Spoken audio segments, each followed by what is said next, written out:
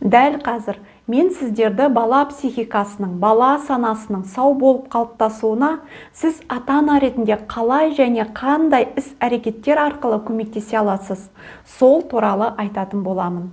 Баламыздың бойына кішкентай кезінен, тіпті бала анасының құрсағында жатқан кезден бастап, баланың дені сау психикасын қалыптастыруға, әрі қарай ішкі мықтылықты, тұтастықты, сенімділікті қалыптастыруға бірге атсалысайық.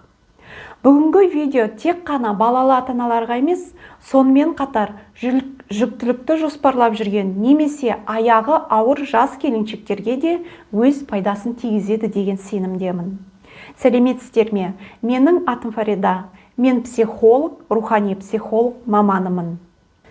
Қазіргі таңда психологиялық тәрбиенің маңыздылығын көбіміз түсінеміз. Қоғамның, қоршаған ортаның, ата-ананың баламен құрған қарым-қатынасы сол баланың түпкі санасына жазылып, ертеңгі ересек өміріне тікелей әсер беретінін түсінгендіктен көп ата-аналар абыржып қалып жатады.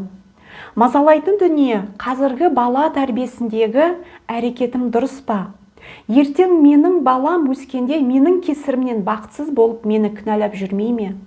Ертеңгі күні балам өзін сенімді, бұл өмірде кездесетін қиыншылықтарға мойымай, сәтті өніп өсу үшін қазір қандай амалдар қолданғаным дұрыс деген ойлар мазалап, я тым асыра еркелетіп жібереміз, не болмаса әртүрлі себептерге байланысты өз эмоциямызды басқара алмай, ұрысып, тіпті ұрып жатамыз.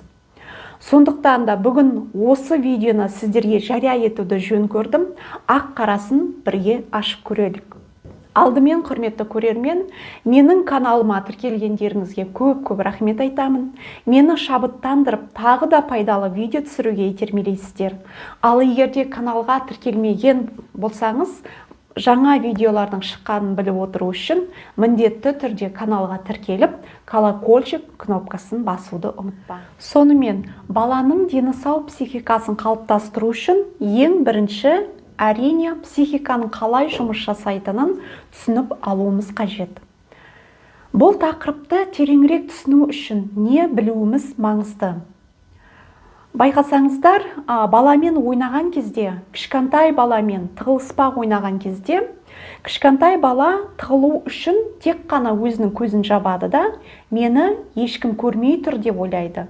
Яғни айтпағым біздің психикамыз үшін мені көрмеу деген, мен жоқпын дегенмен тепе-тең.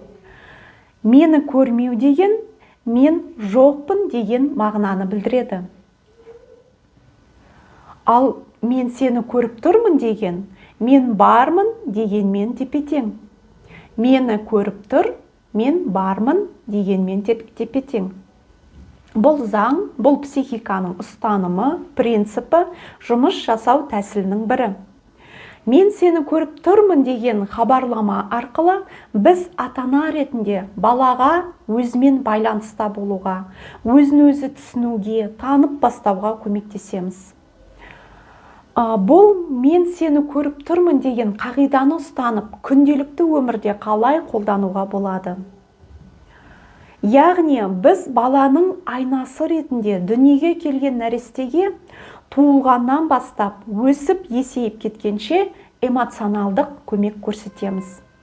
Бұл процесс әйел адам жүкті болған кезде де жұмыс жасайды. Анасы баласы туралы ойлаған кезде, бала әлі туылған жоқ, бірақ болашақ ана өзінің ішіндегі баласы туралы ойлап бастайды. Балам кімге ұқсар екен, қандай бала болар екен, кім болар екен деген сияқты неше түрлі ойлар келеді. Кейбір аналар көп ойлайды, басқалары аз ойлайды, бірақ бұл ой әр анада да болады. Біз ана ретінде ішіміздегі баламыз туралы ойлаған кезде, баланың психикасы қалыптасып бастайды. Бұл жерде ана, мен сені көріп тұрмын дегендей, баламен эмоционалды, энергетикалық байланыс құрады. Анасы баласын елестеткен кезде, ойлаған кезде, бала іште жатса да, мен деген, мен бармын деген түйсік қалыптасып бастайды. Яғни біз осы арқылы баламыздың психикасын қалыптасуына көмектесеміз. Бұл былай қарағанда қарапайым дүние. Сонымен қатар әсері өте мықты. Осы қағиданы, осы психиканың жұмысын дұрыстап түсініп меңгеріп алсаңыз, күнделікті өмірде пайдалануға оңай болады. Сұрақтарыңыз бен пікірлеріңізді комментарийға жазыңыз. Бұл жөнінде сіздің пікіріңіз қандай? Келісесіз бе, я басқа пікірдесіз бе? Бөлісе отырыңыз. Әрі қарай жалғастырайық. Бала дүниеге келді. Әлі нәресте болса да, балада неше түрлі ішкі қобалжулар бар. Бала сәби болса да, оның өзінің ішкі әлемі болады. Сол ішкі әлемде неше түрлі сезімдер бар. Әрине, бала өзінің жасына сай, кеше ғана дүниеге келіп алып, ол ішінде не болып жатқанын түсінбейді. Сондықтан да ата-ана ретінде баланы өзімен, ішкі эмоцияларымен таныстыратын біз. Мысалы, бала өмірге келгеннен кейін ең бірінші оның қарны ашады, жылайды. Қарны ашқан кезде асқазаны тамақ сұрап бастайды. Сол кезде сәби оның денесімен бір нәрсе болып жатқанын сезеді, асқазаны құрылдап тыныштық берер емес. Бірақ ол бұл аштық сезімінен болып жатқанын түсінбейді. Сол аштық сезімі күшейген кезде бала үрейленіп, одан да қатты жылайды. Тағы да бала өзінің үрейленіп жатқанын да түсінбейді. Бір нәрсе болып жатыр, бірақ не нәрсе екені белгісіз. Осы кезде анасы баласымен не болып жатқанын түсінеді, сезеді. Бұл туралы ойлап, тамақтандыру үшін қажетті іс-әрекетке көше бастайды. Баласы кішкентай болса да, баласымен сөйлесіп, сенің қарның ашып тұрма, қазір деп тыныштандыруға тырысады. Бала тамақтанғаннан кейін жылауын тоқтатады. Міне, осы іс-әрекеттер, яғни бұл жерде тағы да мен сені көріп тұрмын деген принцип жұмыс жасайды. Яғни анасы баласымен не болып жатқанын түсініп, сезіп, ойлап, қажетті іс-әрекетті жасаған кезде бала өзін танып бастайды. Анасы баласының ішкі күйін атаған кезде балада ішкі үрей кетіп, жеңілдеп тыныштанады. Менімен не болып жатыр деген уайымы басылады. Яғни балада күннен күнге баланың санасында бұл бір жол болып жаңа нейрондық байланыстар қалыптасады. Қазір менің асқазаным құрылдап жатыр. Яғни менің қарным ашып жатыр. Мен қазір тамақтанып алсам, бәрі де жақсы болатынын түсініп бастайды. Міне, ата-ана ретінде біз балаға өзімен, қоршаған ортамен қарым-қатынас құруға көмектесеміз.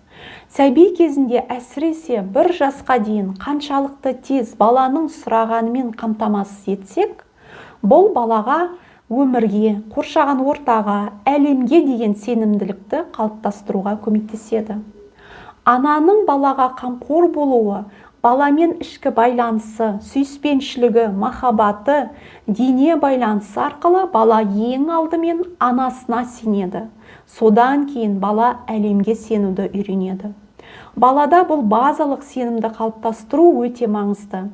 Бұл өзімен және басқа адамдарға деген қарым-қатынастың негізі. Сәби кезінде балаға осы сенімділікті құя алсақ, ішкі тірегі мықты болады. Ішкі тірегі мықты болған балада өзіне деген сенімділік мықты болады. Ал бұл болса әрі қарай баланың самооценкасына өте қатты әсерін тигізеді. Самооценка төмен адамнан гөрі, самооценкасы жоғары адамның жетістікке жете алатыны айтпаса да белгілі. Түсінікті болу үшін тағы да мысал айтайын. Балаңыз өсті делік. Балабақшаға не болмаса мектепке барды, дос таба алмады. Я досымен ұрсып қалды. Біз ата-ана ретінде уайымдайтын нәрсе тапқан екенсің.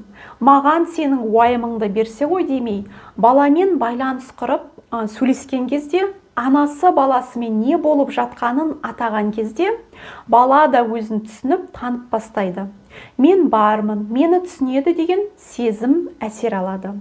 Яғни бұл жерде біз баланың сезімдерін құнсыздандырмай, оның орнына сол жағдайға байланысты ашуланып тұрсың ба, ренжіп тұрсың ба деп баланы түсінуге тырысып, қолдау көрсететін болсақ, біз балаға «Я, мен сені көріп тұрмын, мен сені түсініп тұрмын» деген хабарлама жіберу арқылы балада дені сау психика қалыптасуына ата-ана ретінде өз көмегімізді береміз. Өзіңіздің өміріңізден байқап көріңіз. Егер де сіздің бір жеріңіз ауырып, дәрігерге бармай жүре берсеңіз, ол ауру күшейген сайын үрейленіп, неше түрлі жаман ойлар келіп, уайымдап боласыз.